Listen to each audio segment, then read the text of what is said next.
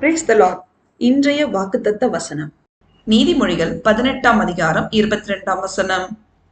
மனைவியை கண்டடைகிறவன் நன்மையானதை கண்டடைகிறான், கர்த்தரால் தயையும் பெற்றுக்கொள்கிறான்.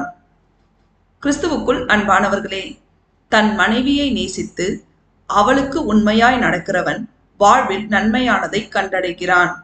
தன் மனைவிக்காக சேனைகளின் கர்த்தராகிய இயேசு கிறிஸ்துவின் இடத்தில் ஜெபித்து வேண்டிக் கொள்கிறான். அவன் அவரிடத்திலிருந்து இரக்கம் பெற்று வாழ்க்கையில் பலம் பெறுகிறான்.